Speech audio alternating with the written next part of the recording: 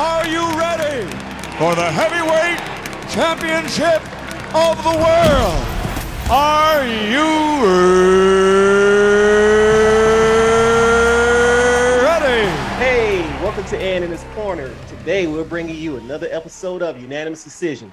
You guys know what that is. That's our exclusive interview series. And today, oh yes, we got a good one for you today. I say it a lot, but best believe we have a good one today. These guys hail out of Baltimore, Maryland. They drop classics such as Someone to Love. They also drop No More. I got David Chance and I got Dante Chi Jordan, also known as Ruff Endz. Today, we're bringing you the R&B group Ruff Endz. Ladies and gentlemen, let's get ready to rumble! All right, like I said, we got Ruff Endz in the building. Dante, Dave, what's up, fellas? How y'all doing?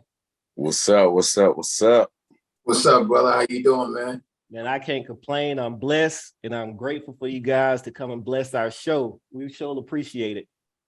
Man, thanks for having us on, brother. The honor is all ours, man. It's actually pretty funny because on one of our other videos and one of our other interviews, one of the members from the audience said, "Please get Ruff Endz on the show." So I told I got you. It took a while, but we got you. We got nothing but love for you. Appreciate the love, whoever Yes, you. sir. Yes, sir. I appreciate that. So let's go ahead and start. Mario, Ruff Endz, Drew Hill, Baltimore's favorites. What was the music scene coming up in Baltimore? Oh wow. It was diverse. I could definitely say that. We had our hip hop element, of course. Mm-hmm. I used to dance backup for a hip hop group called BMW, and we was the boys most wanted as the dancers. It was crazy. Had the club music, of course. You know, a lot of people get DC mixed up with Baltimore because it's so close. Yep. But DC is go-go. Yep. DC is Junkyard Band, Chuck Brown, go-go, that vibe. Baltimore is club music, like Chicago type club music, you know, be compared to a lot. And the R&B scene, you know, we go as far as back as Billie Holiday and all of that stuff in Baltimore. The Royal Theater, where a lot of people had to come through. Basically, it's like a proving ground. A lot of musicians as well as singers. So when we came through, it was talent shows. You know, some of my first times being seen was in a talent show. It was in the Baltimore talent show. It's a guy named called Anthony Jeter in Baltimore. We used to get these talent shows. So, you know, we used to run across Drew Hill. They used to be called Legacy. They used to be called 14 Karat Harmony at one point. Paula Campbell, who got a Grammy for singing you know, It's Hard Out Here for a Pimp, the original vocal before you mentioned Billie Holiday. I'm a very, very, very heavy jazz person. Jazz is my passion. My father was he ventured out into the jazz world from the trumpet, and she's one of my all-time favorites. So, man, for her to come out of Baltimore along with all of you guys, man, that says a lot about the talent that is in that area. Indeed, it's an avenue called Pennsylvania Avenue that was a major avenue in Baltimore where Duke Ellington, a lot of these cats would come, and it was the scene, you know what I mean? This form, but a lot of other artists would come through, and so yeah, just to interject with Dante's story, man. Okay. To live like around the corner from there. Cab, exactly. It's crazy. Cab Calloway, yes, sir. How when did you guys realize that your voices were different as far as being able to sing? For me, you know, Dante, I know he's got his perspective on it, but For me, I was just being honest. Some of my biggest idols, I have so many like major people that we looked up to, but as far as groups, we wanted to be a group first of all. We never wanted to be a duo. We wanted to be a 4-man group. That was our original intention. So, and two of the biggest groups to ever do it was Jodeci and Boyz II Men. It's like apples and oranges, you know what I mean? The best of both worlds, different vibes, but you can't deny them, none of them, you know what I mean? And they influenced our sound a lot, you know what I mean, of how we wanted to sound. And I was doing, you know what I mean? So it's like, and then Joe as a solo artist is one of my favorite influences, you know what I mean? Of course, I've got on the gospel side, you got Fred Hammond, one of my favorite influences, and John P, and I can go on and on. Of course, but I say all that to say that I got lost in what I was. I said all that to say that I got lost. Found my way back home. Help me out, Dante. Where I'm at. Your musical influences, or when did you your voice? When did you recognize you had that voice to sing? Exactly. The original thing was when did you recognize? So I wasn't. For me, I was all of these people. I was really learning to sing from a lot of these people. You know what I mean? And it took me a while to find myself as a vocalist. You know what I mean? So it's not until I look back and as I grown as a writer, sometimes I wasn't doing it like R. Kelly. I wasn't doing it like Joe, I just doing it.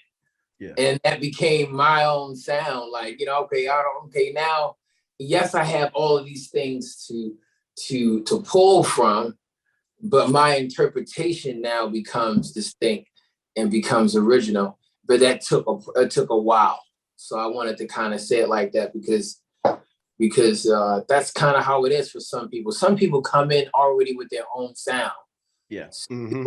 Like I like so many artists, I wasn't even worrying about my own sound. I just like this person. I want to let me sing that song. Ooh, oh my God, you heard this song? Oh my God, you know what I mean? That was me. I just love music so much, and it wasn't even like until people kept like, "What's your sound?" I was like, "It's a good question." I mean, some people, especially after doing certain records, even with my first album and first couple albums, I still was, doing some of the people that I looked up to, you know what I mean? And that's how I performed that song, because I had that kind of vibe. So I was in that KC vibe, I was in that Joe vibe, whatever. But still, my fans, even though I might think I'm sounding like them, my fans know what I sound like. You know what I mean? They can hear me what I really sound like. Like, yo, y'all got a different sound. You know what I mean? And I've heard it too. So it's like, y'all got your own sound. You know what I mean? Like, for real? Like, okay, I guess we got our own sound. You know what I mean? Okay, I'm just being 100. You know what I mean? I wasn't thinking of, because I'm in it. It's hard for me to hear truly, I think, how I could sound because I'm all a part of it. It's like looking in the mirror almost. So that's my part of it. All right. Dante, when did you realize that you could sing? Like, I got a voice.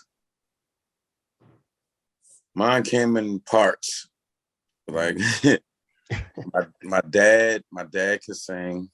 I used to see my dad sing and play the piano and the guitar and all of that stuff. He used to sing at people's funerals and stuff like that. So I always felt like I could do it without thinking about it. I just felt like it was just something that was always there, so it was a part of me. It was just about how serious I was going to take it at a certain time. And then my voice is real heavy for my age. Like, I couldn't whisper. I used to get in trouble in school. I couldn't whisper. My voice was heavy. It was just that low grumble. You could hear it. Like, you trying to be sneaky and say something when I ain't supposed to be talking. So, it was artists like James Brown, like Teddy and Bobby Womack and but then they were older artists. Yeah. So I was like that, like everybody that's coming out now got them pretty Ralph Tresvant type voices, like. Yeah. And then Jodeci came out.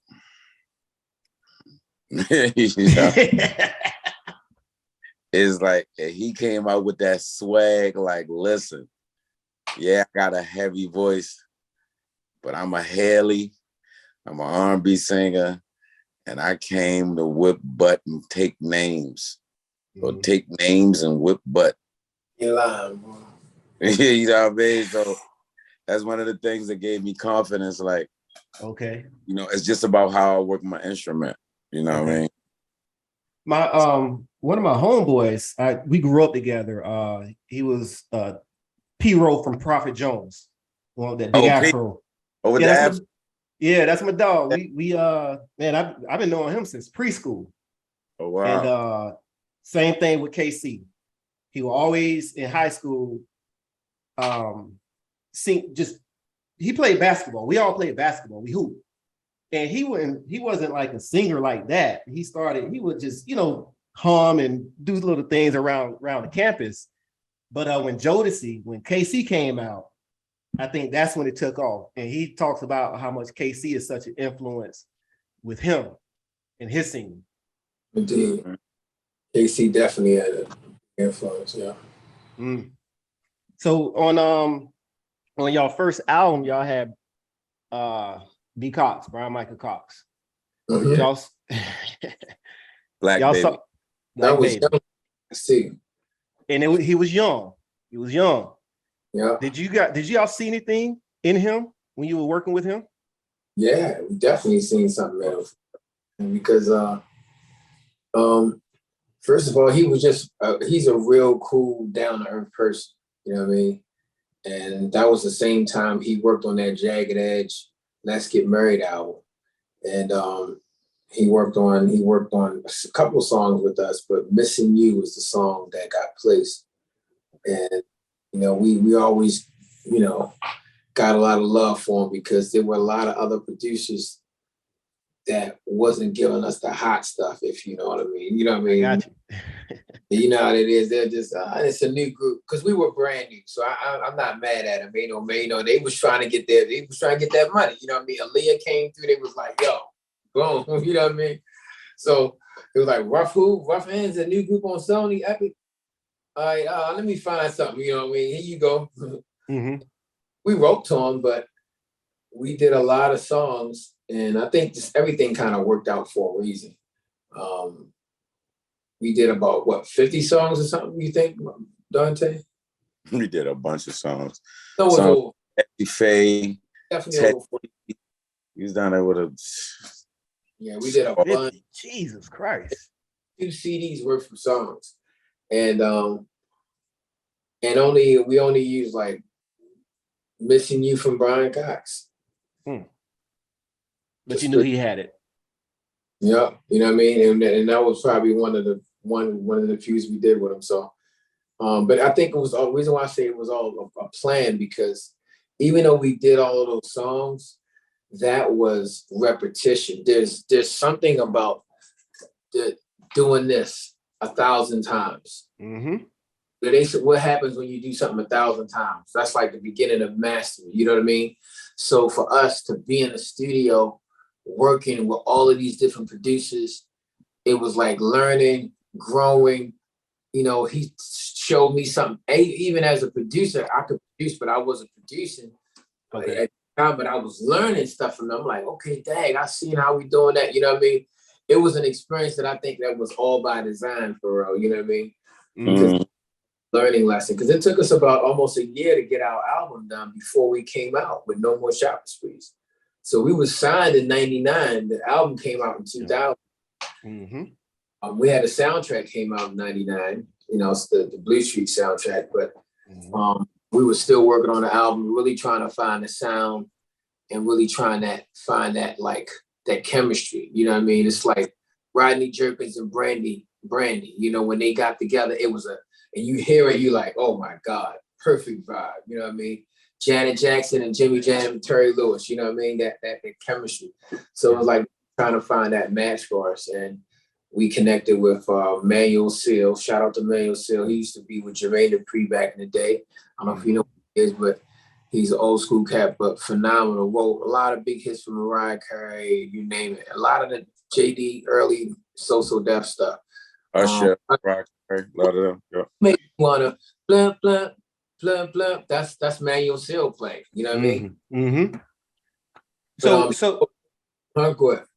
With the sound, were you able to cultivate? Were y'all able to cultivate y'all sound, or were you kind of boxed in, pigeonholed by the label, wanting you to sound like this person or this group, or were you able to experiment to say, okay, this is who we are, this is where we're trying to go?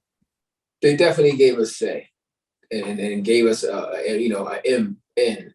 And that's why I think it was a contribution of a few, Dave McPherson had a big influence in me and Dante, you know what I mean? Okay.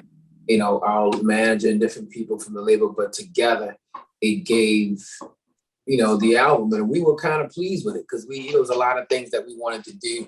Love Crimes, You Mean the World to Me, with Robin Thicke produced that, you know what I mean? Ballads. We had a lot of good ballads on that album that just never got a chance to get out. But yeah. Dante, what do you think, brother? Because I wanted you to definitely hear your opinion on that. Mm-hmm. Yeah, we definitely had influence.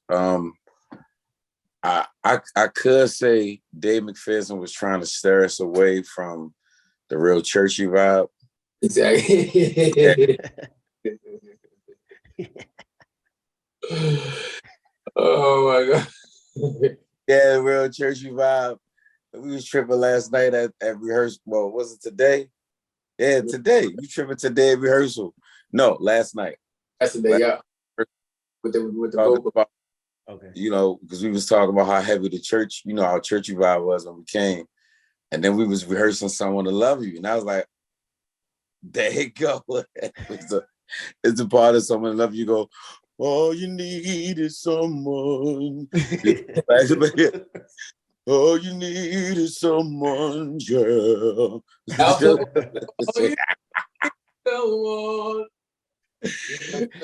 I like her. There it is right there. Hey, man.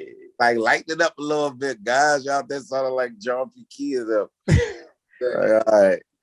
Hey, sometimes, you and on a breakdown, we all in loving with a girl, but the breakdown with some big old John P. Key harmony would come in. And that's why I hope our A&R was like, yo, you can't, I know you trying to make love to this girl, but you can't bring in some gospel harmony that is like, it ain't sexy gospel. It's like straight that make you want to repent gospel. Hey, man. Sometimes, they tell you to take it to church. They take it to church when take it to church. We was taking it to church. And every record though in gospel harmony, it was like smother slapping some John P, some Fred Hammond. We were just smacking that thing down. He was like, lay off the gospel, please. The 2000s had a very distinct sound to me. A lot of what I call happy hour type upbeat sounds. Yeah. Like I'm talking about, you just vibing, you chilling, you vibing. You on the dance floor, you're still able to dance back, dance and so forth.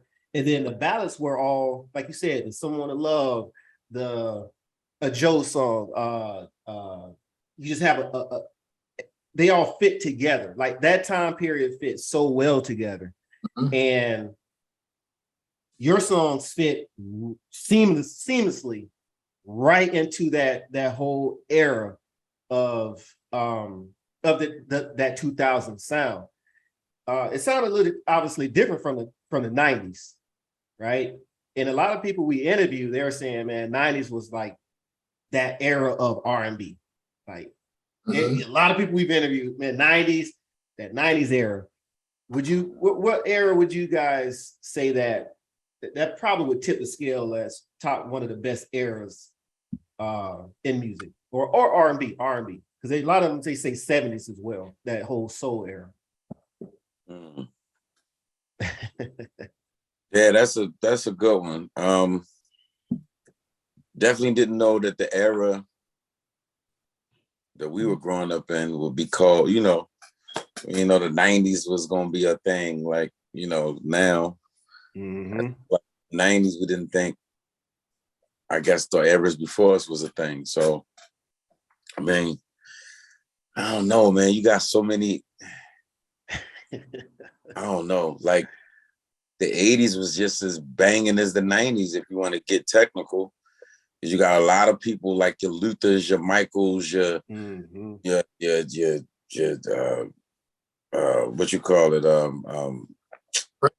I was just listening to him. It was a bunch of artists though. Yeah, it was Prince in the 80s. Video channels.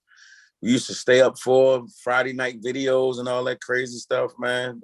There's a lot of music, a lot of timeless music. So I wouldn't necessarily, it's like everybody in New York trying to call themselves the king. Yeah.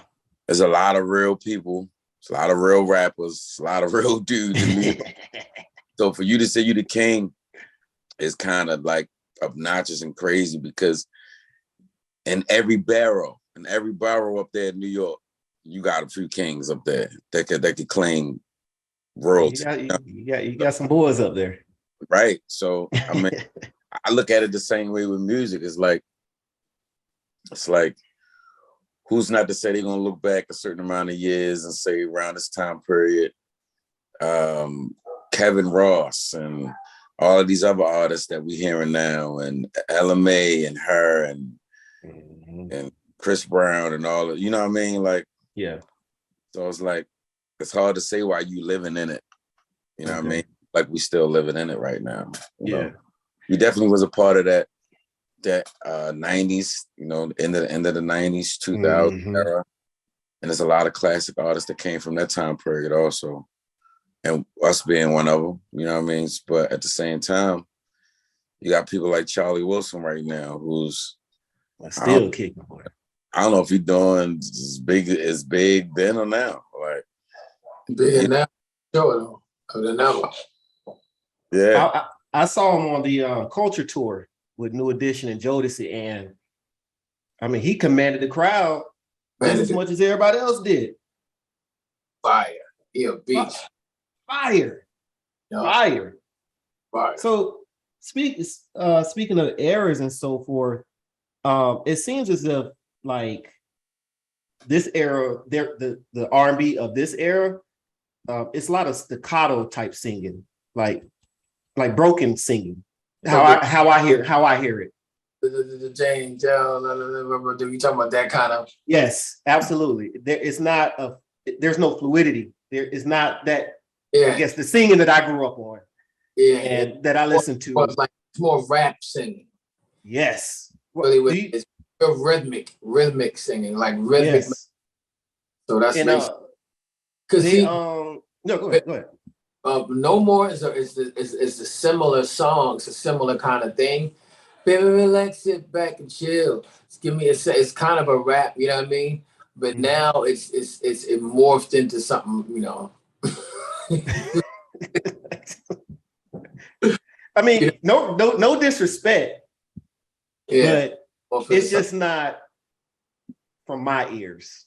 I grew up on, like I said, the Luthers, the Teddys, Michael Sterlings. Okay. I grew up on those guys. So for me it's hard for me to kind of listen to that staccato type singing, how it is now.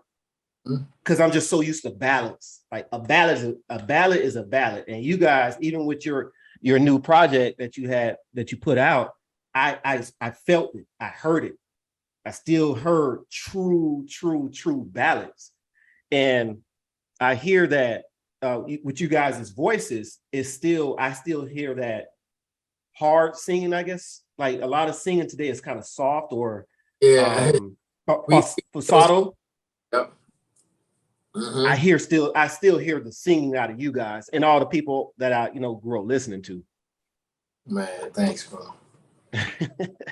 Is that were you guys hesitant to keep your style or to to do today's style, or? Well, you gotta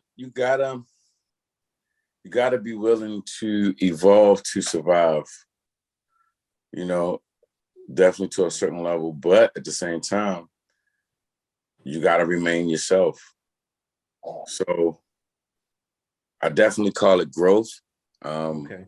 You know, that's like before Sam Cooke was who he was, before James Brown was who he was. They was like, you know, if you ever watch some of their life stories, they was like trying to find their niche, trying to find their thing. Like James Brown started singing like balladeer type songs. You know what I'm saying? And Sam Cooke was veering off a little bit because he was hearing other people do other stuff. So he was like, such and such had a big hit with that style. You know, I could sing anything. But at the same time, just like in those stories and our story, you got to realize there's a fan base for what you do. You got to realize that your contribution is just as important as the next person's. You know, even if it's not as big as you want it to be now, you being true with your contribution, with your sound, this music, man, it just has a way of finding its way. You know, you got some artists that wasn't as big when they came out. You might know that song, but now that song is huge off of like TikTok. Yes. Or huge in like some movie that came out, or a Tyler Perry movie or something crazy. Like, you know what I mean? Like it's crazy. Yeah. Or Beyonce redid something, or somebody used something as a sample. It's like, that's how music is, man. Music is like water. Like it's gonna find its way. You feel me? It's gonna find its way. So, you know, like a lot of artists that might be listening right now, just be true to your own thing, true to your sound. Like Lil Wayne told Drake, you know, which is, he said, one of the best pieces of advice he ever got. He said, man, don't get out here and try to be no gangster rapper, no thug, and talking about stuff that you ain't never did and that you don't plan on doing, and it's not your life. He said, be on what you know, what you're about. Girls and partying. He said, stay true to what you really know. What you know, you're a good writer, you can write about anything. So that was some of the best advice he ever gave him, man.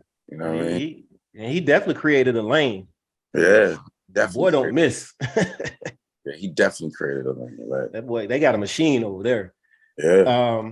You guys, y'all always had an element of hip hop within your music. You had a mixtape. How much influence did hip hop play into your sound or your music? Hip hop definitely played a big part of major part of our sound. You know what I mean?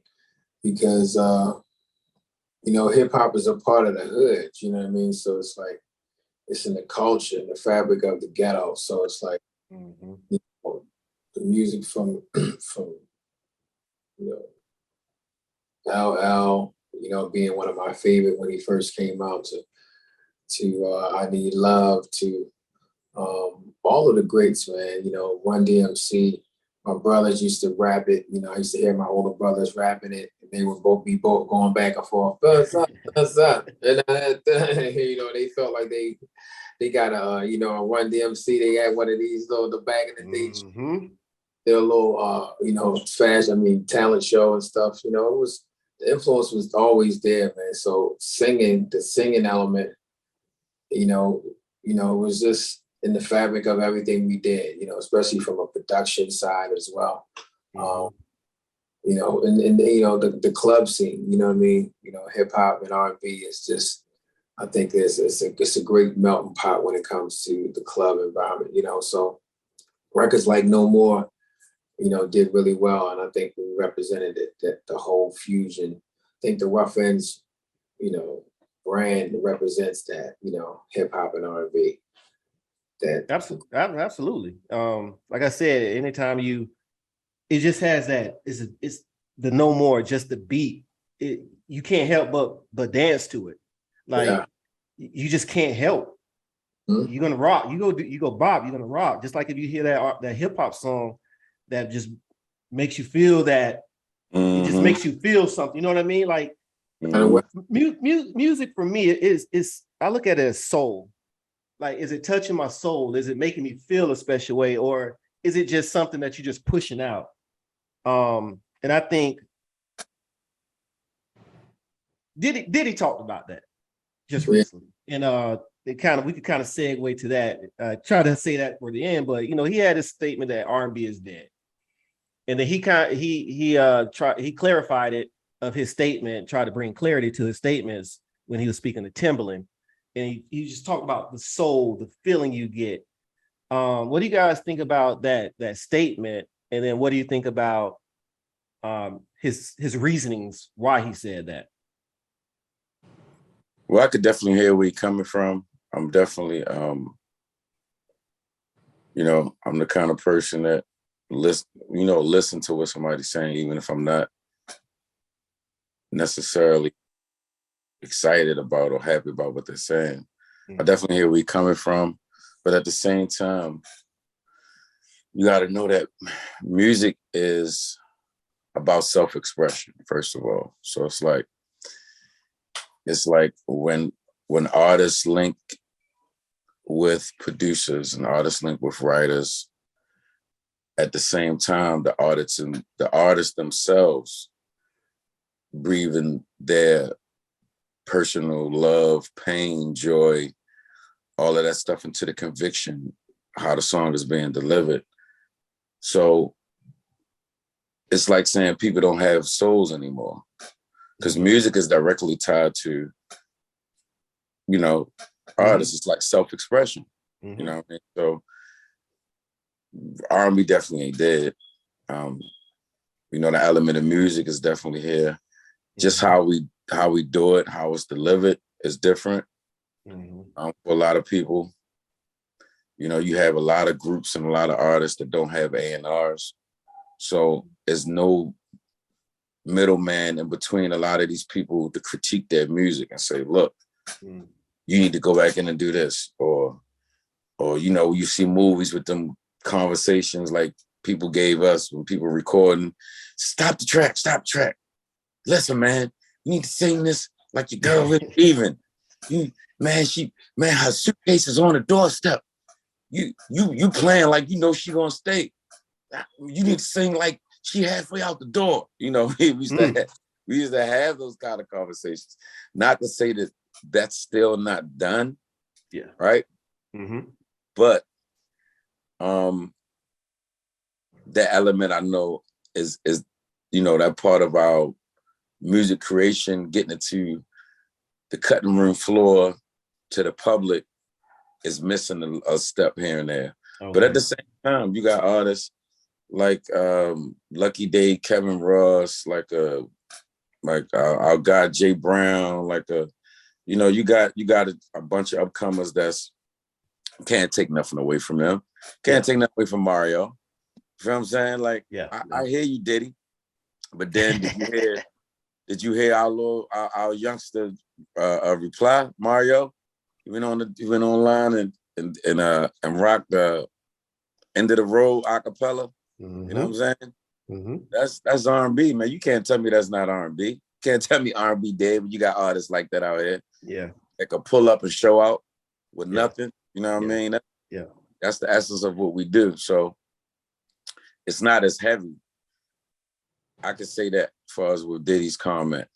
Okay. It's not as heavy as it was, because you had like Motown, RCA, all of these machines out there, and all of them was producing major acts at one time, like undeniable acts. It's not like few acts, and then.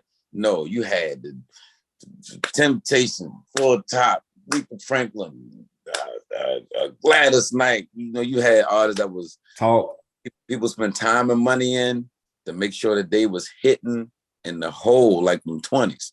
Like, you feel me? Like, you had to make sure, you feel me? So it's not as saturated with the real heavy artistry that we know about on certain levels. You know, I got producers instead of musicians. You know, that's a difference. You know, you had people like Nat King Cole and all of them that was doing like for instance, like At Last. Etta James. Right. You know, her background to that was an actual like freaking orchestra, like a whole production versus somebody producing it, one man producing it, whatever the case is. Both sounds good, but it's still a whole vibe. That's something totally different. So, I mean, it's evolution. You can't say it's dead. I definitely can't say it's dead. It's something that's near in my heart. I'm an R&B singer. So, yeah. Maybe we could, or maybe the powers are just pushing that a particular type of R&B. Maybe, I guess, maybe that should have been a better word, or maybe a better statement. Exactly. I think. I mean, I get him on that. I mean, there's a lot of records, and the reason why, even though there are groups that are out, like Dante said, what Puffy is saying, yeah, these groups are out, but if nobody ain't hearing them, you know what I mean? They ain't the ones they should be the ones that's getting the Grammys and that all over the radio. Now we got R&B back. Now we bring in the feel goods, the records that we talk about. The Only One I Sees, the Congratulations, those new Someone to Love Yous, and those new No More Shopper Sprees, or those records that, like you said, made you feel like, so you're having my baby, and it means so much to me. There's nothing more precious than the raise of family. You know what I mean? With a real straight man's voice. You know what I mean? Like, you know what I mean? Like straight on some, that kind of voice. Not to say that I understand. You understand? I know what you mean. You know what I mean? Okay. So that's his side of it. But then there's like, we here, we ain't dead, and I get that. But how can we get the powers that be? That's the question. You know what I mean? It's why these platforms, like what you're doing, is so important. And that's why R&B artists supporting each other. I think we can support each other better, you know, and learn from the young generation, especially this young generation. But even in my generation before, the hip hop artists was always collaborating. Collaboration is the way that their whole world's collaboration. But if we collaborated like them, I think we can really do some things and bring our R&B back ourselves just on collaboration. Yeah, I love seeing how you guys are all out with each other, touring, doing shows together. My guy, we interviewed him. My guy, Joe from Rude Boys. That's my guy right there. Yeah, but I see all of you, Ruff Endz here, Rude Boys here, High Five. All you guys are intertwined. And I love it because that's all the music I listen to. And I still listen to it today. Indeed. So I love it. I tell you, if I'm in a city where a show is going on, I'm there. Or if y'all in Florida, anywhere I hear, I'm coming to it because that's the music I grew up listening to, and I love it, and I can't help it. You know, it's hard for me to, not support because it's what I do. Like, and people who grace, who've been, they blessed our platform have been Ruff Endz, Whisper, the groups who sung, Treston from High Five, people who have given us timeless music. Well, you said 2000, we're 2022. 22 years later, and y'all still around here touring. Charlie, you just stated Charlie Wilson, what's that, Gap Band? Yep. That's 40 years. Outstanding. 40? You dropped the bomb on me. You dropped the bomb on me. So you guys, I think I'm so glad that you guys came in the era when you did, because it wasn't quick music just put out. There was thought, there was, like you said, the Someone to Love. The lyrics meant something, the writing meant something. So You Have My Baby, it meant something. It's a kind of the road. Like End of the Road. End of the Road, like I heard, I remember listening to that song and it was like two girls just started crying, you know what I mean? I remember listening to the song crying. Like you can listen to a song even if you ain't been through it. The way they sung it with the conviction would just have you chills up your spine, you know what I mean? And that's what they're taught. It was so much music out that was like that. That was the nature of R&B in the early 90s. Now It was. to get a song like that, there's some good music, but it's a lot of vibe music. They feel good. The vibe. Oh, but it ain't gonna make me cry, and it ain't gonna make me give me. And that's what I think a lot of people are talking about. That stuff is very scarce. You might find something like that on the album, one song like that on the album, and it is not all the way there. It kind of give you there, but it don't. It don't take you to third base. You know what I mean? But nobody sounded like each other though. Oh yeah, exactly. Nobody. Tony ain't sound like right. Like Guy. Exactly. Guy didn't sound like this person. Jodeci for sure didn't sound like Boys to Men. They were like, to my opinion, they were polar opposites. Polar opposites. But they was hitting you with smacking you some heaters. Just slapping your head in. Crazy. So Baltimore, you guys, we got to mention this group. We got to mention Drew Hill. Your homies. They want some smoke with whoever on that versus stage. Yeah. They want it with anybody. They want it with anybody. You know what I mean? And that's a big stage. So I mean, that's a world stage. So you want to take that. I'll go up and be, look, I know we only got 2 songs, but come on, y'all want something? We need to get this album done because when we get on there, you know what I mean? Let's get our movies done. We need to get everything. You ready to rock and roll. You about to sell and, you know what I mean? Merchandise and everything. You know what I mean? Sure. But who should get that smoke with them? I don't know, man. They got, verses, people get caught up in the hype of it. Yeah. Verses is about singles. Yeah. Let's just be clear. Verses is about singles. So you got Mario, right? Mm-hmm. Mario, he got some singles. He doesn't have a ton of them. Mm-hmm. But Mario can sing. So even if you didn't know some of the songs, some of the people like Tony Baker was like, I don't know what song that was, but he sounded good. He handled that, especially when the other guy ain't really hitting it like he's supposed to. You feel me? Yes, sir. So know the song, but he can't hit it. Right. So we did a recap, not to cut you off. We did a recap, and we look at singles, like you said. Mm-hmm. Mario has singles, so he would get a point. So we do points. We don't just say, oh, we do points. You could win. You could lose the battle, but you could win the war. Yeah.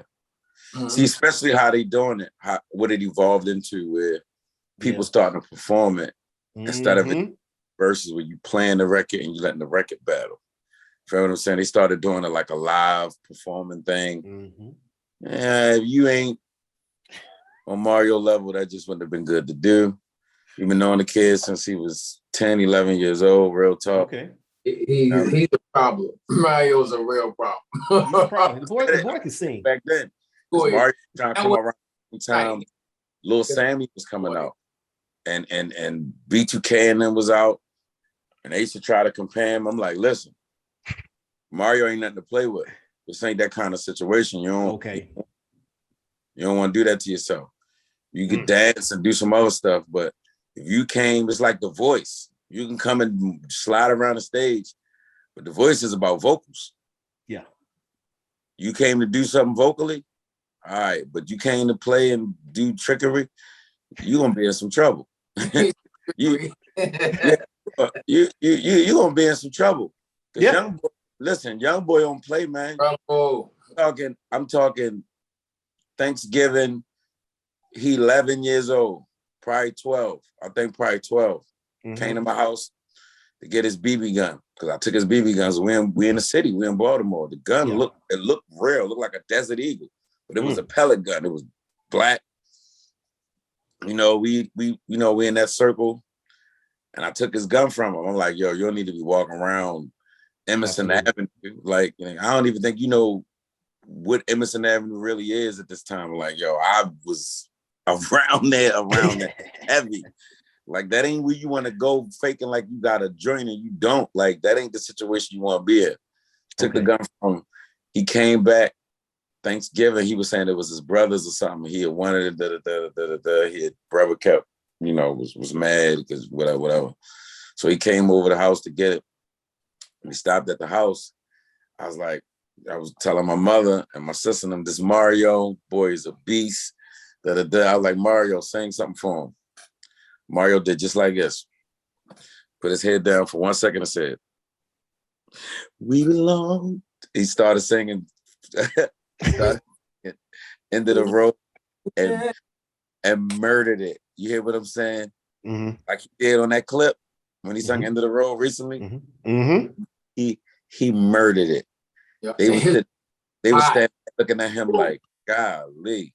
He had a high, his range was real high when he was younger too, like crazy. Like I loved it because it put a bigger eye on him. Like, this boy is a true problem. Yeah. It made it seem like Mario shouldn't have even been on the stage with him. Yeah, no, he shouldn't have.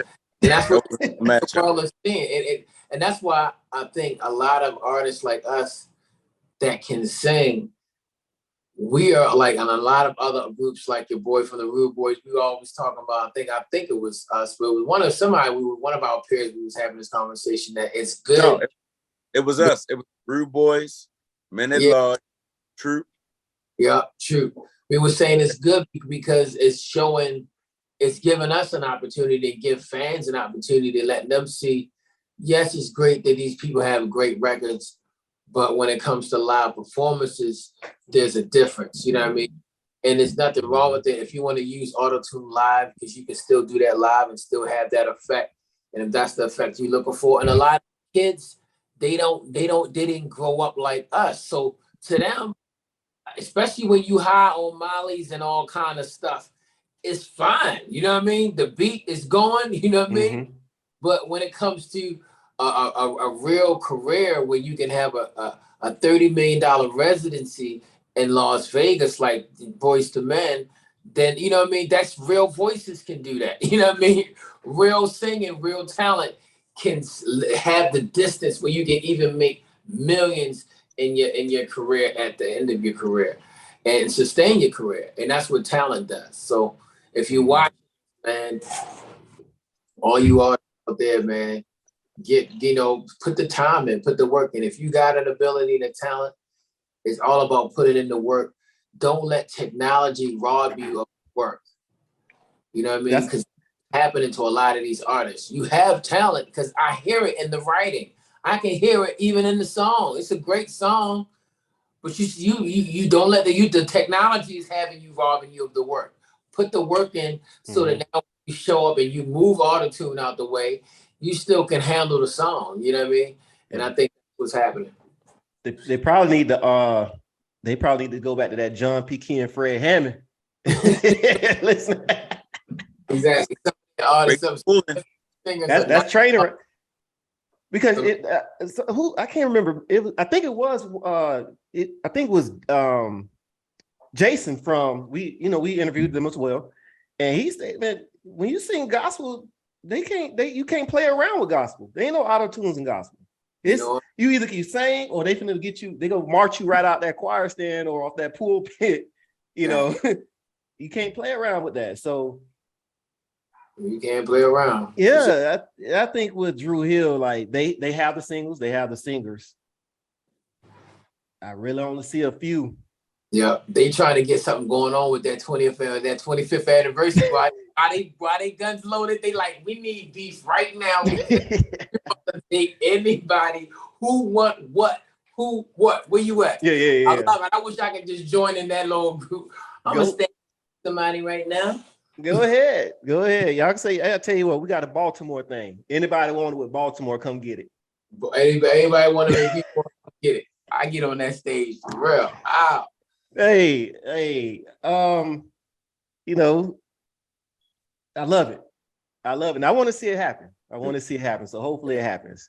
But you guys, again, like I stated, you guys put out an album out in 2021. Again, throwback R&B. I do hear some like you said, up-to-date stuff. But boy, it gave me that feeling. It gave me the feeling. So again, special congratulations. Man, the lyrics, again, you go back to lyrics. Did it touch it? How did it make you feel?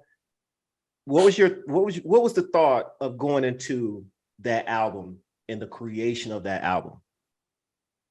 Well, a lot of it is basically what we've been kind of talking around, which is basically securing the elements of what we feel like a hit song is, good music, and that's good production, that's good writing, and good delivery. You know, you need conviction. You know, you want people to believe what you're saying, what you're singing. You want people to get into the message instead of really focusing on a lot of other stuff that could take them away from it. So a well-crafted piece of work will do that. It will pull you in. It'll make you feel what's being sung about in the song. It'll make you feel that emotion. To do that, I feel like you definitely have to be purposeful. All of that. The track got to be right. You know, your conviction, delivery got to be right. And the writing got to be right. That's like checkpoints from our era. Okay. To make a song purposeful. And then we were thinking about basically when we was writing the song, putting something in the ether that's not really there, which is a move on song instead of a breakup song. Because even the other song on the books, Congratulations by Vesta or Shaka by Vesta, one of them. Yep. It's still like a negative connotation on the song because you could tell she hurt.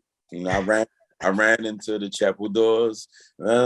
Congratulations. You know, what I mean? She was still hurt. This song is like, I know we wasn't working out for each other. You know what I mean? You ain't no low down dirty skeezer. I ain't no stinking foot, no good man. We just ain't work, and we two good people that found ourselves in a bad situation. As adults, how do we resolve this? How do we do this? Well, we wasn't right for each other for whatever reason. When we come to terms with that, you can move on in peace, Yeah. But you got to be real with yourself first. This ain't for, I'm gonna say everybody. This song is for everybody, but everybody's not at this place where they can be that mature to say, I'm happy for you. I see you found, who you was looking for. I appreciate the time we shared. I did a lot of growing, but now, we here. You found the guy you want. I found the girl I want, or whatever the case is. I wish you well. Feel me? That kind of song on that grown man kind of stuff. Grown man right there. All the crazy drama going on out here. We felt like it was a song that was needed. So back again to our roots. We were just thinking about being purposeful, thinking about a song that could last test of time. Yeah. It could play 20 years from now and it could still have a profound meaning. Yeah. It still makes sense, so that's what we at with it. That's what we thinking about. And thank you for got it. Get that album. Go get the album, Rebirth. Go get the album. And thank you for matching the title with the lyrics. Because I hear a lot, especially in rap, the lyrics don't have nothing to do with the title of the song. Like, what are y'all talking about? Like, it says this, but it doesn't. We had issues with that. me and my brother had real issues with that. Like, what kind of writing is that? Okay, so I'm not the only one here. No, you ain't the only one. All right. No, you ain't. No. All right. No. Okay. And it's a different style nowadays. You know, these kids, the format of how, you know, things were is different now. They're self-taught. So that's why the structure, the song structures are very different. There are no harmonies in a lot of stuff. You know what I mean? Like, it's just, you know what I mean? So it's real raw. So a lot of these ideas are real, and it's just being going like that. So it really kind of created a new style, which a lot of it I like. I love Drake. I love you know, Byron Taylor. I don't know. Tiller? Bryce Tiller. Yeah, Bryce. Yeah. I like him. I like several people I like. I like a lot of people I like out right now. But then, you know, like you said, there is a lot of people sounding alike, which is not, you know, what we used to, you know what I mean? So and you know, that's why I say before, it's the power that be that has a lot to do with that, you know what I mean? To me, I wouldn't want to have a radio station where I got a bunch of artists and they all sound alike. You know, but if that's what it is, that's what it is. You know, who knows? Yeah, unfortunately.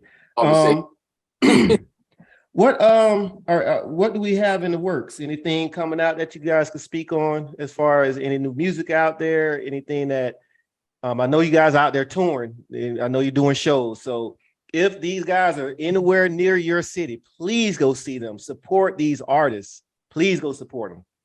Yeah, we got London coming up in October. We're excited about that. We got a mini small tour over there. It's going to be one of the biggest R&B concert in London.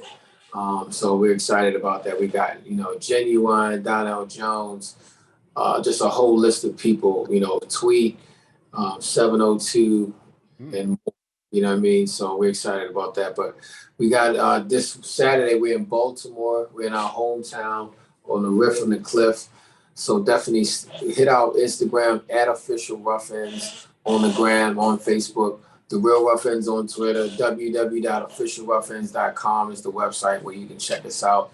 And stay tuned, you know, hit us up or whatever. But stay tuned, man. We got a new record that we're working on as well. Congratulations is out right now, impacting radio right now. The new video for Congratulations is available right now. So subscribe to our YouTube channel, and it's available on BET Soul right now. So you can actually watch it there as well, man. So we jacked up our mind, man. We got the band locked and loaded, and we're ready to come to a city near you and hit the stage, man. Yes, sir. You'll be seeing us doing a lot of film stuff. My brothers is doing voiceovers and getting into acting. So 2023, we got some things coming, and for our 25th anniversary, you're gonna see the Ruff Endz. Hopefully, the Ruff Endz movie be ready by then. But we got some things in the works, man. Okay, and we're gonna make sure Barry's gonna have all that information loaded up on that screen as you stated it. Please, please, please follow these artists. Everybody, y'all follow these artists. Definitely follow Ruff Endz, man. They giving y'all heat. They're giving y'all heat, and I'm gonna continue to blast. Y'all ain't gonna stop hearing from me. I'm telling you, audience. This is music. This is what we want. This is what we need out here. And hey, sometimes we need to separate our rap from our R&B. If I want to hear rap, I'm coming over here. But when it's time for me to talk to these ladies, excuse me, I'm an old lady. But when we all need to learn how to talk to y'all old ladies or whatever, these are you go to. Luther, you teach me how to, you know, Luther taught me how to say this, that, and the third. Or Teddy taught, wasn't that Teddy who did an all women concert and was selling out? Yeah. Come on. So listen, please support Ruff Endz, Twitter, Instagram, website, IG. All the information will be on the screen. And if you guys have any questions for Ruff Endz, you guys know what to do. Y'all go to our comment section. We call it My 2 cents, and leave you 2 cents. Hey, what were y'all? You just brought up the rap, but I gotta shout out my man Crazy Bone. He was featured on our album as well. On your song Your Body. one of the legends from your Bone Thugs and Harmony. So shout out to our man. Just a down to earth, cool dude. But he's actually, even though we know him in the hip hop world, he's actually trying to do some R&B stuff now. Since the new R&B is R&B, so he's like, man, R&B if you're on the tour with y'all. So shout out to you, brother. Hey, what did you say? Bone Thugs and Harmony. So exactly. they just not an average everyday rap group. Them boys used to harmonize for real. For real, yeah. Look, just real quick, I want to send a shout out to all our counterparts, man. We've been, like you said, touched on, we've been definitely doing a lot of shows with just about everybody, man, from comedians like Barbara Carlisle, Coco Brown, everybody from Troop, Rude Boys, Men at Large, Eva the Whispers, the Scotty Brothers. Shout out to all our peoples, man. We love y'all. We see y'all soon. High five. You know. Yeah. Y'all some good, man. Y'all good brothers.